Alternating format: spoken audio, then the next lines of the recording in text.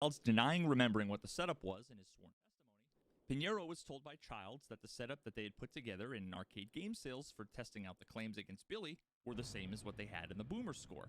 And interestingly enough, because it was supposed to have been directly recorded to a laptop at this time, rather than to a VCR like the previous tapes were claimed to have been, it wouldn't actually make any sense at all that they would have VHS tapes of those performances at Boomers at this point. A VCR simply wasn't a part of this recording setup. So where did they get these tapes from? Finally, at the tail end of this clip, when Childs shows himself to the camera, we see this. Now, I don't know about you, but those look either like doors or windows to me, with a bunch of daylight pouring through. And thanks to an anonymous source who provided some reference images to Ursat's Cats, the author behind PerfectPacman.com, we now know that these are in fact external doors at the arcade. So once again, the entire midnight timeline makes absolutely no sense, and is further destroyed by a series of text messages uncovered between Robert Childs and his friend Brett Cirque, where Childs told him before the weekend that the Boomer event even occurred, quote, Billy to take the DK and DK Jr. record back on Saturday at Grand Prix. And then on that day, he sent another message at 7:24 p.m. Eastern, quote, Billy took back both records today. Now this is further corroborated by a tweet just 3 minutes later by Brett himself that reads, breaking, Billy Mitchell takes back both Donkey Kong and DK Jr. records today. Now, I made sure to double and triple check the timestamp on this tweet to avoid any kind of time zone mishaps. But again, unless they got a hold of Dwayne Richards' time machine, none of this timeline makes any sense whatsoever. That brings us to the last massive issue with the Boomer story that Billy and his friends have tried to feed us, and that comes from Childs' final of the 3 videos, known as the infamous board swap video. In this video, we see both Billy and Robert Childs both taking part in the laughable charade that is them pretending to be swapping out the Donkey Kong PCB for the DK Jr. PCB, allegedly in between Billy doing both of his records. But in reality, it was all staged. In fact, the board that Childs was shown removing from the cabinet was the same exact board he was seen moments later, after a clever camera angle shift, to then be installing back into the cabinet.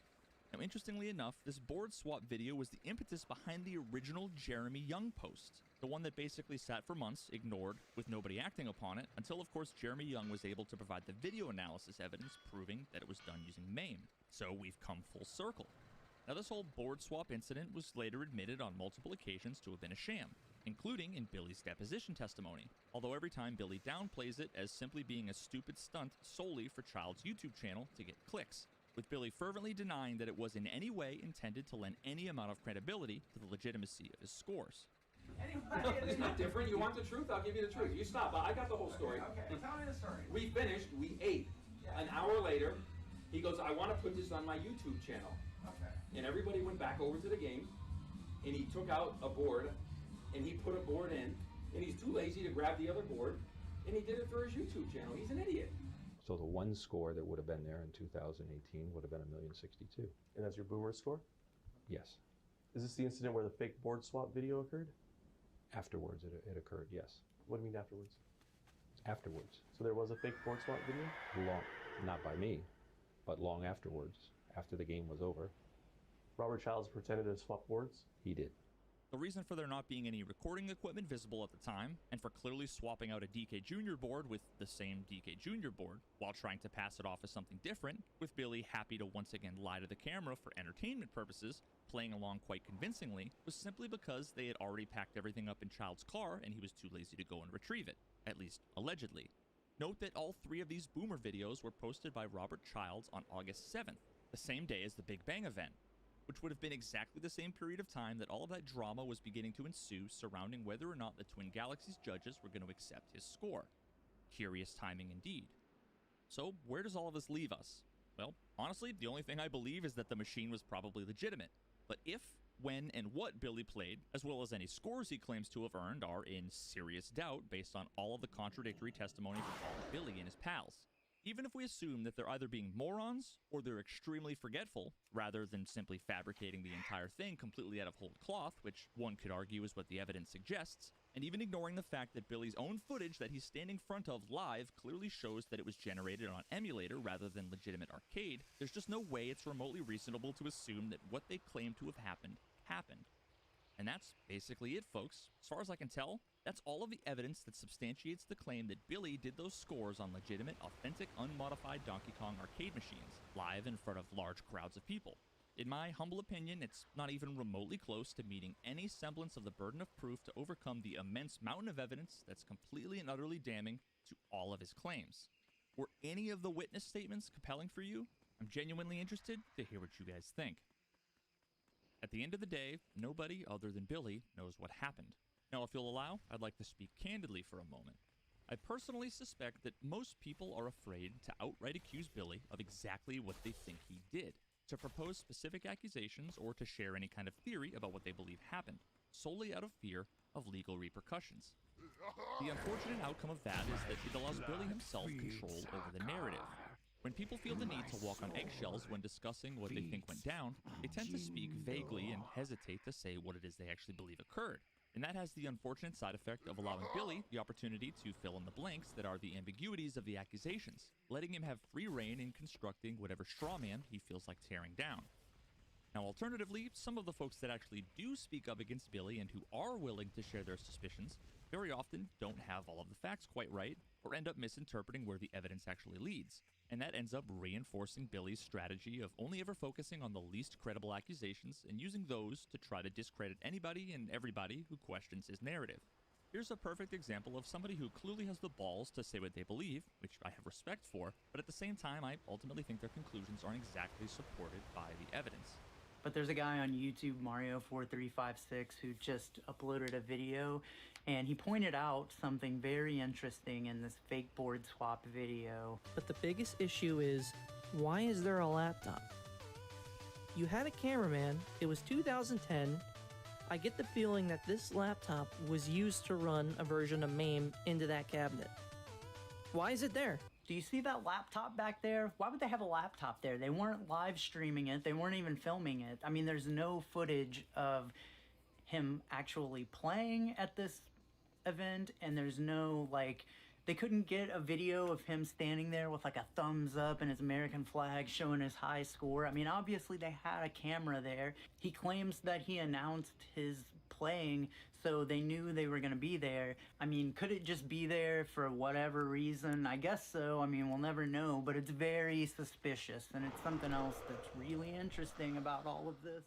In situations like this, all Billy needs to say is, well, I was recording directly into my laptop using that direct feed setup that I've shown before. I've already told everybody this, but they won't listen. See, you're not being honest, and you're just trying to discredit me however you can.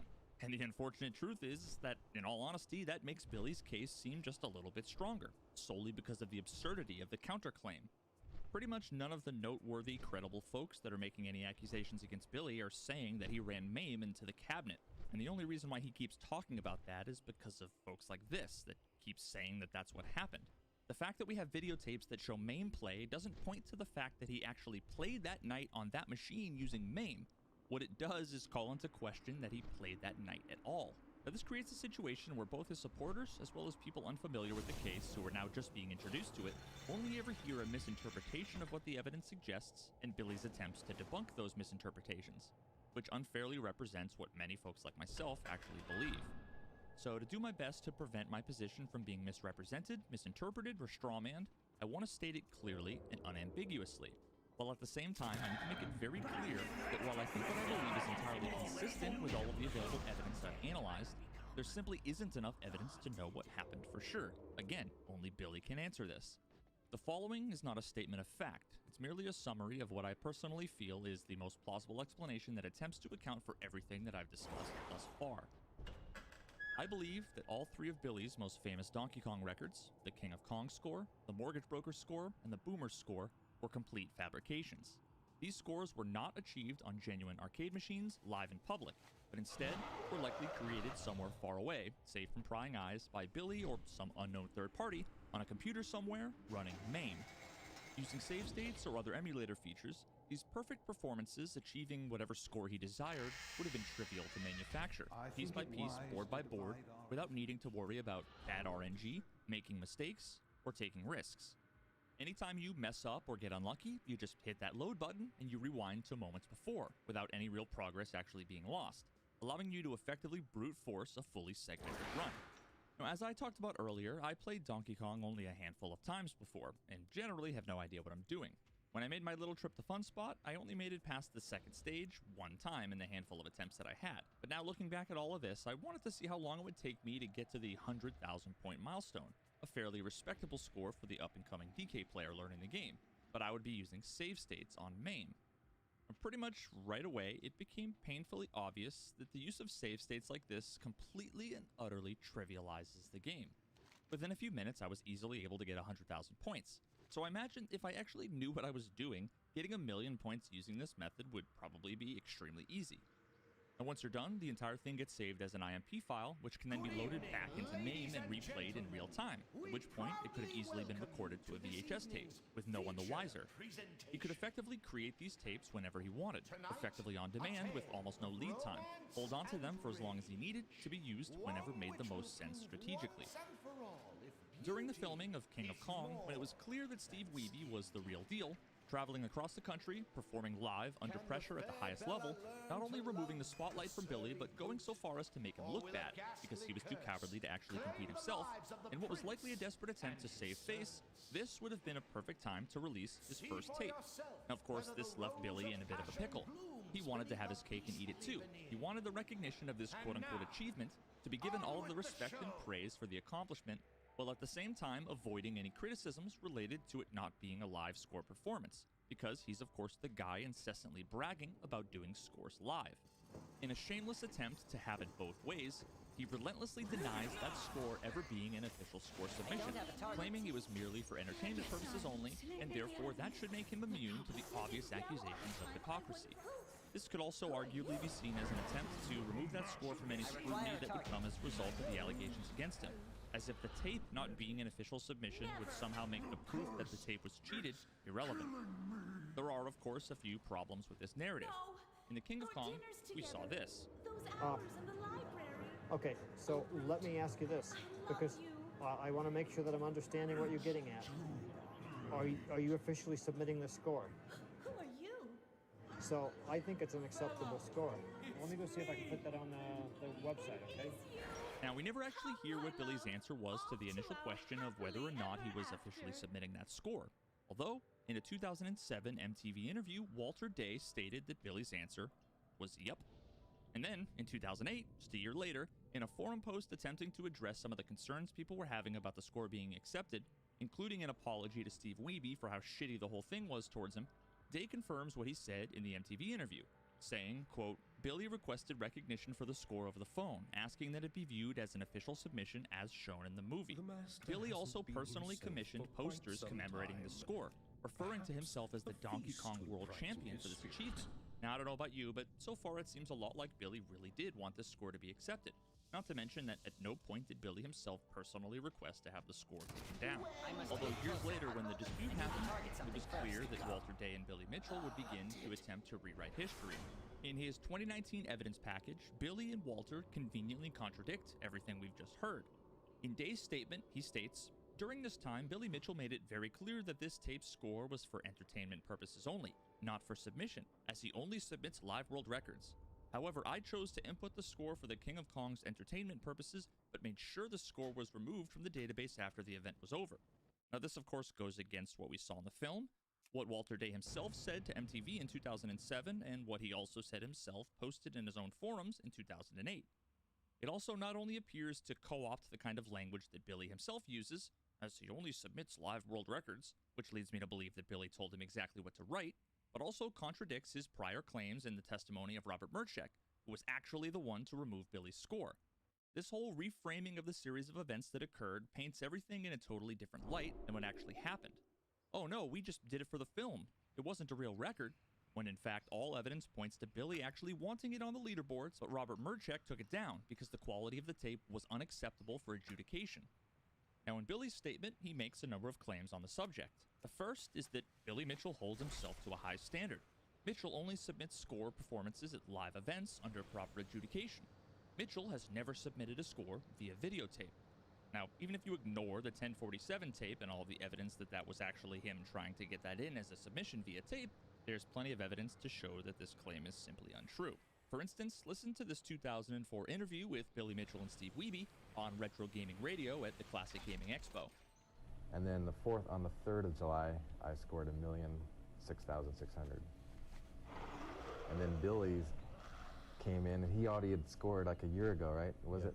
He had 1 million, but he didn't want to reveal. He was going for his ultimate score. He didn't want to like put out some intermittent score. Yeah, but he's breathing down my neck. But I mean, you know, pressure's on. When I had the 999,500, I actually talked to Billy, and he was, I don't know if you were ready to turn your tape in or you thought maybe he won't get it, and I don't know what he was thinking. So why don't you relax for a while? Yeah. But Take a vacation. Yeah. So then I turned mine in, and then Billy turned his in. So they're both being verified now. Yeah. That seems kind of weird coming from somebody who's never submitted a tape, saying your tape has been submitted and you're now waiting for it to be verified. Now what about this clip from not long after the documentary was released, where one of Billy's best friends answers the question about Billy's live score performances? Right here. Has Billy had any live scores in the recent past? I haven't heard of any live scores. How about yourself? The last live score I know of was Perfect Pac-Man in 1999. All right, so let me get this straight. Now Billy and Walter are saying that the 1047 score was never a score. They also claim that this is backed up by video evidence. Video evidence that, of course, they haven't presented. Fine. Now, after Billy had sued Guinness World Records for the removal of his scores, while Guinness was likely trying to settle to avoid the headaches and costs of a silly lawsuit they didn't care about, in one of their initial settlement letters, they offered to reinstate 4 of Billy's scores, excluding the 1047 score from that list, which should of course have been fine with Billy, considering he never intended it as an official record in the first place, right? Well, Billy's lawyers refused, requiring that his 1047 be included as they were quote-unquote previously recognized. Now historically, Guinness deferred to Twin Galaxies as the de facto authority on video game high scores, so why would Guinness have recognized Billy's 1047 if Twin Galaxies didn't? Once again, this is Billy trying to have it both ways. But what about the letter that Day sent to Guinness World Records after they stripped Billy of all of his scores, where he formally requested they reinstate all of his records, including the 1047 score, which was recognized as the first million-point game, and had been included in the 2007 edition of the book in a list of 30 greatest video arcade game scores of all time, as selected by Twin Galaxies. You gotta love how in the lawsuit against Twin Galaxies, they're trying to argue that the score was never intended to be an official score, so it shouldn't have been a part of the dispute process, while simultaneously they're telling another party in a completely separate lawsuit that that same score needs to be reinstated as an official record. Which is it, Billy? Now, Walter's letter also later had a footnote added to it where a number of contradictions were introduced. First is that now Walter wasn't taking credit for removing the score, but instead finally admitting that it was in fact Robert Murchek. But of course, at this point, Murchek was no longer defending Billy, and the 2006 MTV footage showing that girder finger was known at this point. So Billy had to now categorically deny that he sent the tape to Murchek for adjudication to try to cast some semblance of doubt on that evidence. Now, Day also goes on to explain some of Billy's apparent trepidations about the decision over whether to officially recognize his 1047 score or not, casting further doubt on Billy's assertion that it was never intended to be a submission. First, he definitely said it was a submission. Then, he categorically denied it was a submission, and now when asking for Guinness to reinstate his record, he was apparently back and forth on it. How convenient. Now, after the initial January 2007 showing of The King of Kong at various film festivals around the country, I'd be willing to bet that it became pretty clear how the series of events portrayed in the documentary made Billy look. And it wasn't great. Just before the wider theatrical release of The King of Kong that was slated for summer of '07, Steve Wiebe was the world record holder with a score of 1,049,100, solidifying the narrative that had been nicely tied up at the end of the film, that Wiebe, the lovable underdog and protagonist of the story, had overcome all odds and proven that he was in fact the best. Now, the best way for Billy to get out in front of the criticisms that were undoubtedly going to be coming later on that year would be to retake the first place spot in as grandiose a fashion as possible, live at a big public event, exactly 25 years to the day after his first record performance. This was Billy's metaphorical called shot. You can see clear as day how fragile Billy's ego is about this when he's asked a completely innocent question from what sounds like a child in the audience about how long he held on to his original tape. And after giving his answer, he gets all defensive and feels the need to tack on the additional details that he feels will redeem himself while simultaneously adding in a dig at Steve Wiebe.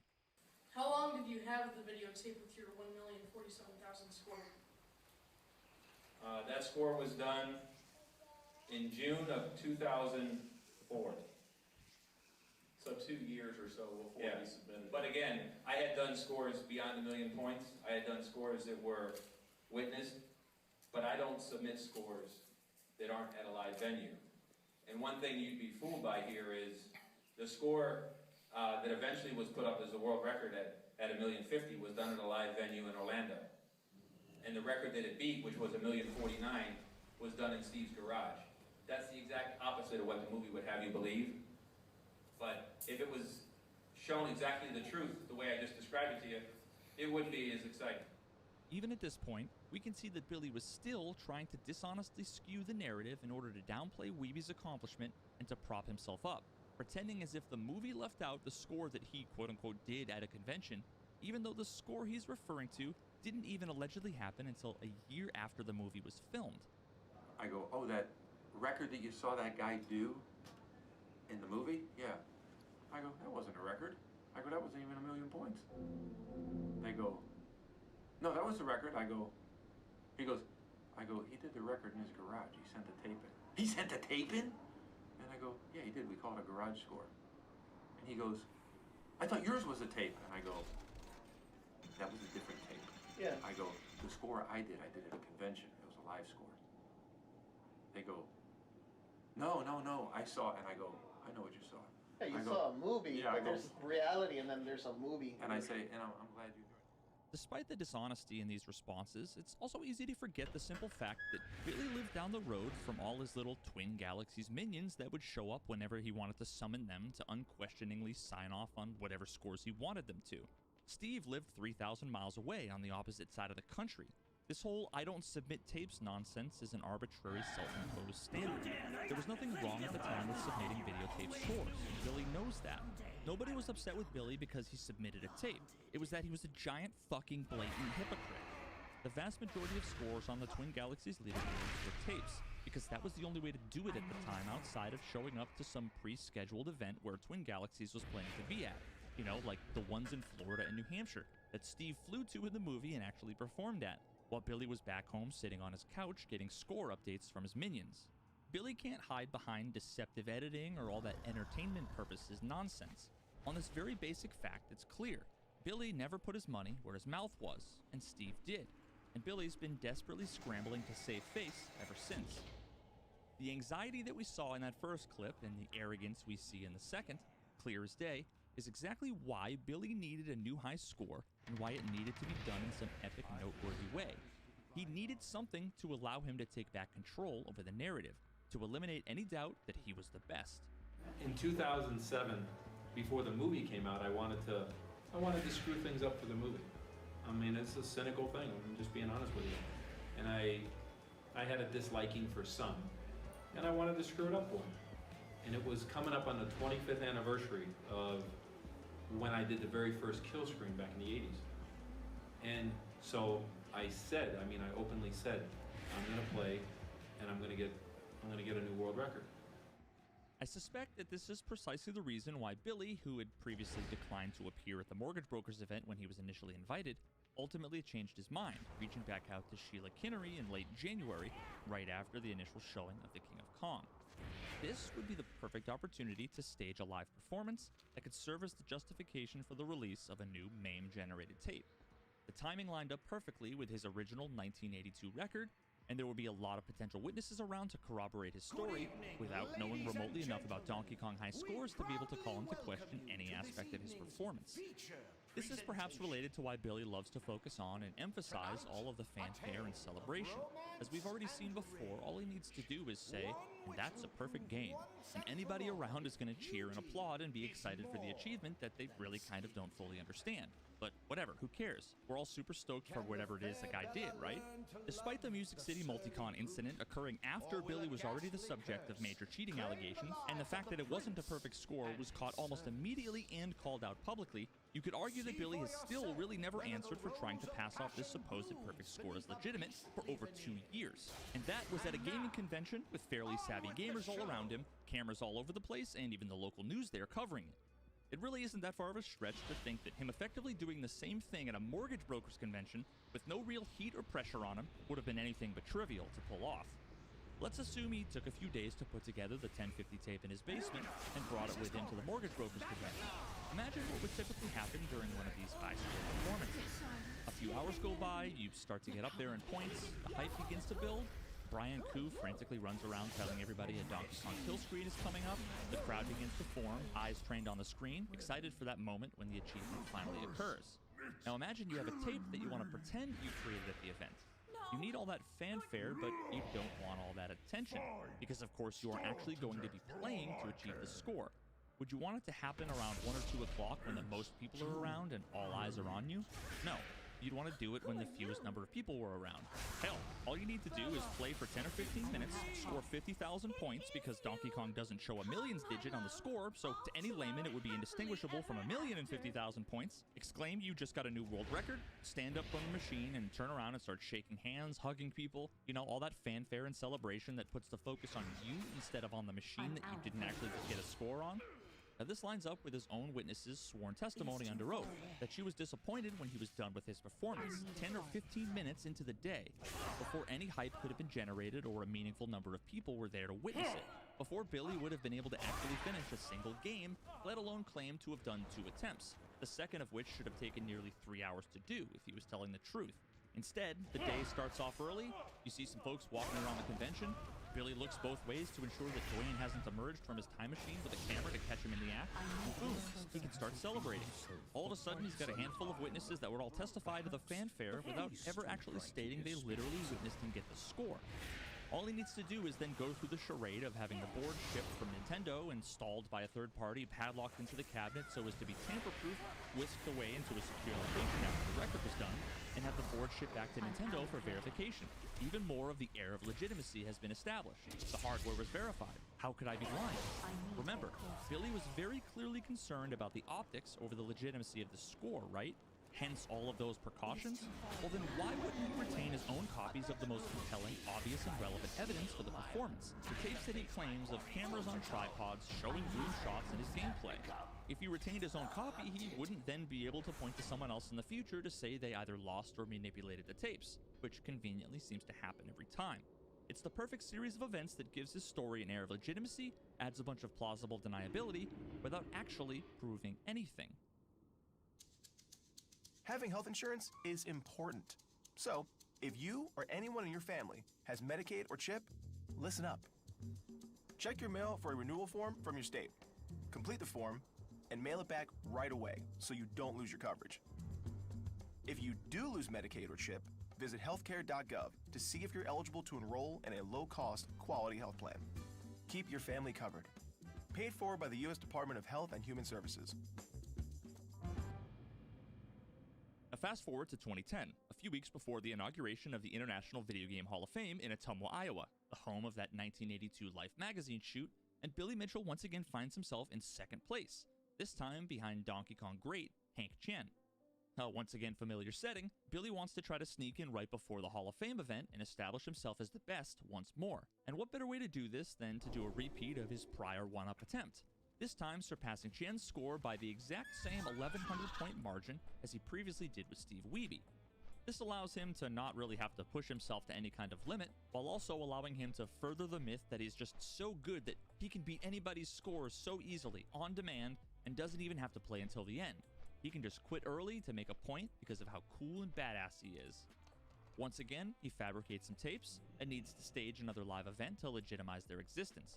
Now, rather than show up to a normal competitive event like Wiebe did multiple times in The King of Kong, the thing that Billy pretends is his MO, or bother making a big announcement of his record-setting intentions to the world so that folks could be there to witness him be a legend live, he instead sets up this low-key performance in the dark back corner of an arcade, does the same song and dance related to sourcing and validating the equipment that he doesn't actually plan to play on, and then when nobody's looking, he claims he's done the thing, whips out the MAME tapes as proof, manages to lose track of all the external recordings that would show him actually playing live in front of a crowd of onlookers because that never happened, and then blames everybody else but himself for this ineptitude and short-sightedness. But don't forget, Billy Mitchell always has a plan. He was probably ready for some pushback or controversy over this performance, so he readied a trap card, a few staged recordings made by Robert Childs that he could keep in his back pocket. where they go through the effort of pretending that he just got a record and are now swapping boards so that he can get the second record, and then later pretend to be celebrating right after he gets another one. He had this gotcha ready that he could whip out the moment that anybody questioned what happened. Again, a half-hearted attempt to add an air of legitimacy to this story. Now, that might explain why these videos came out literally the day after his score announcement, when people were there questioning the legitimacy of the scores. You don't mind if I ask a question? If you were going to do this in public, why didn't you make an announcement before you had even done it? Why didn't you make a public announcement about the time and location when you were going to do it? Well, there's the answer. That was Roy Schilt, aka Mr. Awesome, one of Billy's most eccentric critics that was also featured in The King of Kong, put forward as being a part of the anti-Billy conspiracy. Now, in a number of forum posts that were going around in the weeks leading up to the Big Bang event, someone who I suspect was secretly Roy Schilt on a sock puppet account predicted that Billy would do this exact thing. Billy Mitchell's former world record Donkey Kong score of 1,050,200 points of July 2007 is a sham. In July of 2007, Billy played that score at an out-of-the-way broker convention as a smokescreen so it couldn't be scrutinized. We must assume that Billy's world record score was actually played at another time and place and somehow switched for what Billy played that day. Between now and August 7th, Billy will reclaim the Donkey Kong world record with some bullcrap scenario. Honestly, it's pretty fucking crazy how accurate this ended up being. Now, you'd be forgiven for thinking that this kind of wacky trap card gotcha plan would even be too much for Billy, but it turns out that he isn't a stranger to this kind of nonsense. In a recorded phone call between him and ex-friend David Race, the release of which ultimately leading to a lawsuit against Race for allegedly illegally recording the call, a case that was ultimately dismissed, Billy discusses his ingenious plot to discredit and embarrass all of the haters on the wrong side of his record dispute, starting with him creating a totally new performance of his Boomers score. But what I plan on doing is, it's also being recorded out the back. The direct feed is hooked up. And what I plan on doing, and this is top secret, I plan on doing it. I'm going to take the tape, and I'm going to have it sent to Jace Hall. When I say have it sent, I'm going to have it sent to New Hampshire, which is where I think it last was. I'm going to FedEx it to New Hampshire, and somebody in New Hampshire is going to FedEx it to Jace. Just like the Wayne's tapes suddenly showed up at Jace's doorstep, this tape will suddenly show up. And the news will be, we found the 1,062 tape. And it's nothing except a silent tape.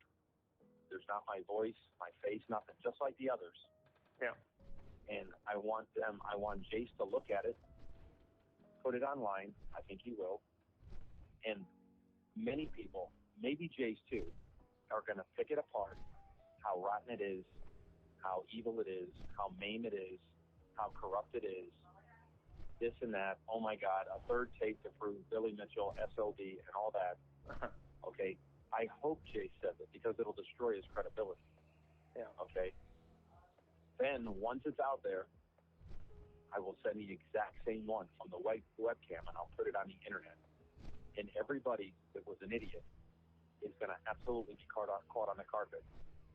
I mean, absolutely shamed. I mean, so many people are going to be mad at me. Oh well, the truth will come out. I think this might eliminate things with me and Jace permanently, which I don't care. He needs me more than I need him, believe me. And I'll say, this is a special game, a very targeted game. This game is meant to sting, and it will, more than one way. And that's what I'm going to say. But it's at that point that I turn on the VCR and I hit play. The VCR, the tape that Jace initially has none of that. It has the play from the start to the end, nothing. Nothing colorful, nothing. And I'm sure that people are just going to find a way, oh, look at this, oh, look at that. And when it's the exact same gameplay out with the webcam, I mean, it's just going to be, I mean, okay. Jace, I hope Jace bans me for being a son of a bitch. I don't know. So Billy had an elaborate plan to try and pass a brand new tape off as the original Boomers tape, except this time a totally legitimate performance, in the hopes of baiting the community into doing video analysis on it and coming to the conclusion that it's not legit either. But of course it would be legit, so that would prove that they're out to get him. Man, Billy, that's a genius plan, as long as you don't think about it for like 11 seconds.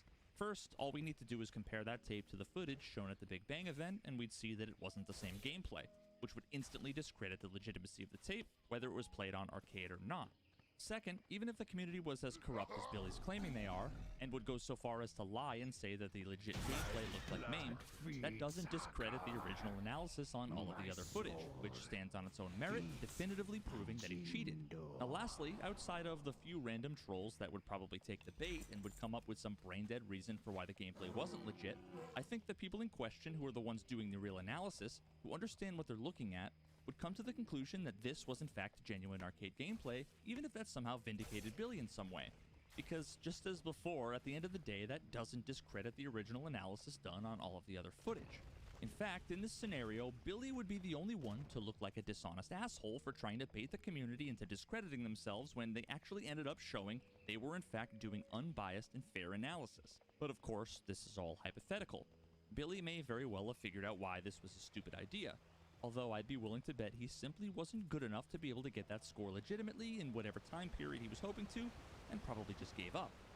Now regardless, this goes to show you one more example of Billy's willingness to be deceptive in order to get what he wants.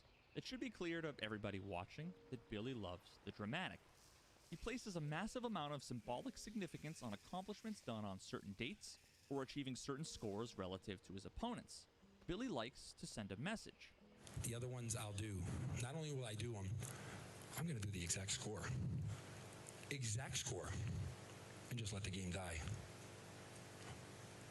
You mean you're not going to go higher even if you can? No. Why? Because I'm Billy Mitchell. And I'm going to make a statement. All Billy really cares about are accolades, titles, and accomplishments. He wants to try and prop himself up as being a pivotal part of the history of esports, as some kind of godfather of competitive gaming. In every context, he has to paint himself as some sort of paradigm-shifting legend, totally changing the narrative and manufacturing whatever story he can to try and defend his ego. Before, he used to talk about how he only ever does scores live and never submits tapes, despite that not being true at all, but that isn't really good enough because he's already been caught in that lie. No, no, no.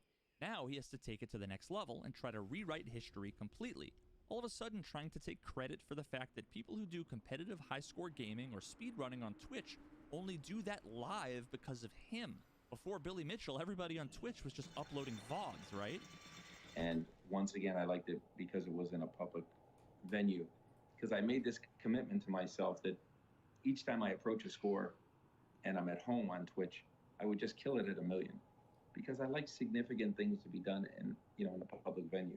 Yeah. But fortunately, that score came while we were there at Glitch. There had been some visitors who came to town, just fans who came to town and see. And what I didn't know when I began this, my son and a couple other people brought to my attention was, I always play live. Always, always, always, always. I've never played on Twitch or anything that it wasn't live. And I didn't realize that when people played and they got a significant score, then they took it and they uploaded it to Twitch. I always thought it was live. So, and there are some exceptions to it, but with some people. But I always played live, and now it's very rewarding for me to know that so many other players now play live. They don't just upload score, and I like that. I like it very much. I don't think I'll ever upload a performance to Twitch. Jesus Christ, Billy. It's time to stop. This has gone too far. Next thing you're going to do, you're going to tell me that your company was the first one to sell chicken wings in Florida. We were the first ones in our area to serve chicken wings. Oh, come on, for fuck. Billy has an insanely fragile ego. Without documentaries or drama, articles, events, anywhere where he can be the center of attention, nobody really cares that much about the games he's playing or what he's doing in particular. But Billy needs to do everything he can to remain relevant and to maintain his carefully crafted image. He feels the need to hyper-focus on all of his own mediocre accomplishments and how much adoration and love he gets from everybody. Yet he's so obviously self-conscious about his public image, despite trying way too hard to come off as confident, but then gets jealous and defensive whenever anybody remotely insinuates something that he doesn't like or even speaks highly of any of his peers. Billy wishes that he was the best and wishes that everybody thought he was the best. But Billy doesn't have the skill to perform at the level he claims he can, and especially not live, on demand, and under pressure. Nobody will deny that he's good at Donkey Kong or Pac-Man, but he's also not that good, and he's definitely not as good as he thinks or as good as he wants everybody else to believe. In order to reconcile his love of being the center of attention, his fragile ego, and his lack of skill, he needed to get creative, and that ultimately led to the wholesale fabrication of the 3 record scores in question, as well as the stories and events required to explain their existence. This explanation is consistent with all of the discrepancies, the changing stories, the lack of evidence, the existence of contradictory evidence, the MAME tapes. It accounts for everything. It makes perfect sense when you consider how Billy surrounds himself by all these sketchy, untrustworthy folks, how a notable number of one-time friends and defenders eventually became enemies, all with consistent and believable stories of all of the lies and deception and manipulation behind the scenes. It explains events like the Music City Multicon and other things that Billy's done that demonstrate his willingness to lie and deceive to benefit his reputation, all the while attempting to play dumb and act like he's the victim when he comes under pressure, and how his only course of action ends up being forcibly silencing people who are critical of him by abusing the DMCA and bullying people using the legal system. Now, Billy's lies are further exacerbated by the enablers and true believers that have historically surrounded him. Whether any of them have been conned or are knowingly participating in the lie, obviously I can't be sure, but it's clear that so many have taken on the role of being his attack dog, spreading lies and misinformation whenever they get a chance. That biasness is why you guys cannot look at this entire situation objectively, but a judge will. A judge who does not care about video games, does not know about Billy Mitchell, does not know about Twin Galaxies, does not know about any of this, will probably sit there and say, okay, listen, so what are you suing for? You want to get your score back at the Twin Galaxies? Get our score back at the Twin Galaxies? No! I think we care about a score? This person defamed us. Slander and libel, and we're suing for that. Then the judge go, okay, now we're talking. The judge doesn't care about the video games. The judge wants to know what crime has been committed and if whether or not the case is for real. The judge doesn't care if it was played on MAME. The judge doesn't care about it. You see how we're asking this question?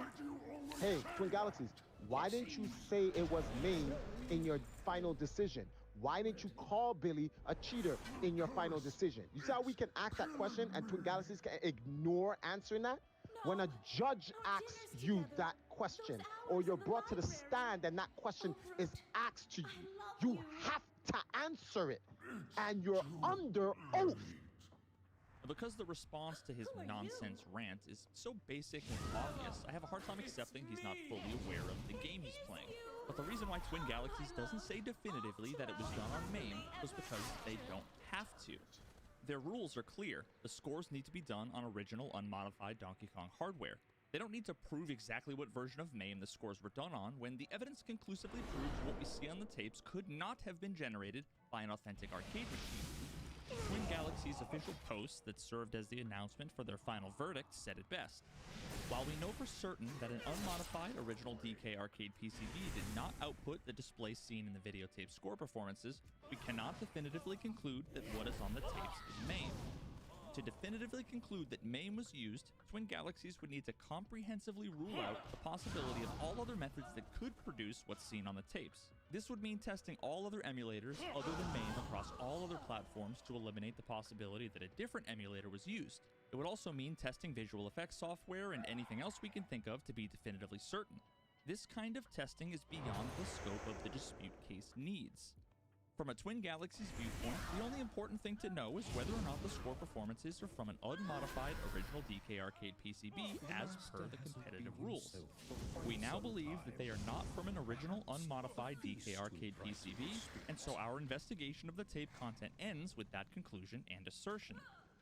Anybody with any reasoning capability should be able to recognize that while all of the evidence points to the tape being MAME generated, there's no need to officially make that specific claim. That just goes above and beyond what they're required to prove or demonstrate to be justified in removing Billy's scores. And coupled with a zero-tolerance policy, that's enough to remove all of his scores. Full stop. Now also, there's no point in explicitly saying he cheated. In fact, simply disqualifying his scores and saying they weren't done on arcade is actually generous to Billy, because it might even give Billy some wiggle room to make up some kind of story for how he played on MAME accidentally, if he ended up wanting to try to save face without actually admitting to what he did. On one hand, Triforce complains that they've slandered his name, and then on the other hand, he's mad that they didn't call him a cheater.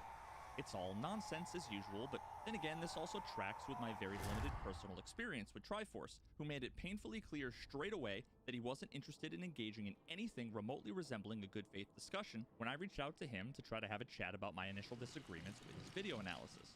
Now, as far as I'm concerned, I did my best to try to come in peace and initiate a potentially interesting conversation, but because I mentioned that I believed that he had gotten something wrong, he immediately pointed to that and said I was biased, implying that I wouldn't be capable of a good faith discussion. Give me a fucking break. Billy... These men disappeared 48 hours ago. We are this close. You gotta stop now. I should never have touched this case. True Detective, Night Country, streaming exclusively on Max. Billy might have at one time been a gaming legend. I won't even bother trying to dispute that. I believe that Billy believes that he's one of the best in the world. I believe that Billy believes he's entitled to all of the accolades and achievements that he claims he is. Now, Billy's final desperate attempts to save face have taken the form of claiming that his ability to recreate the 3 infamous scores exactly on the head are what will ultimately prove that he never needed to cheat in the first place. He's just that good. He's just that cocky. It'll be trivial for him to hit all of those scores exactly whenever he wants, and as soon as he can do that, that should shut up all of the haters, right? Well, first, it's important to note that literally nobody relevant ever told Billy that this would prove anything. Nobody asked for him to do this. This was his own entirely arbitrary requirement. Proving that you can do something similar today does not prove that you did it in the past.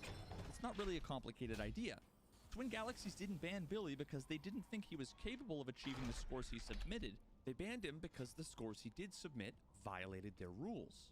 If I stole something yesterday and then I proved that I could pay for it today, that wouldn't mean that I was innocent.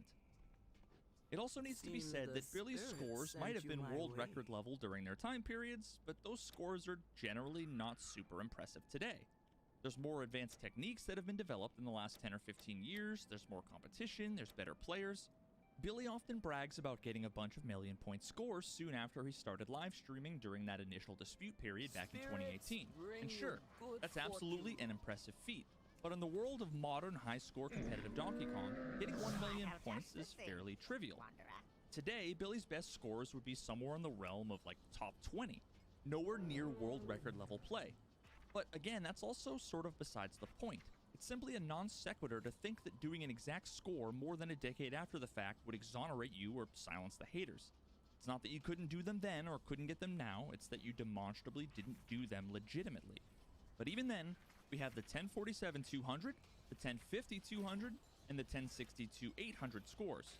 Was Billy able to pull off matching these scores exactly? Well, in August of 2018, Billy was live streaming attempting to match that King of Kong score, and ended up getting 1047-500. Alright, cool, I guess. He's 300 points off. It's not quite an exact score, but whatever. In November of 2018, Billy managed to get 1,050,100, which is 100 points off. Not quite the exact score he had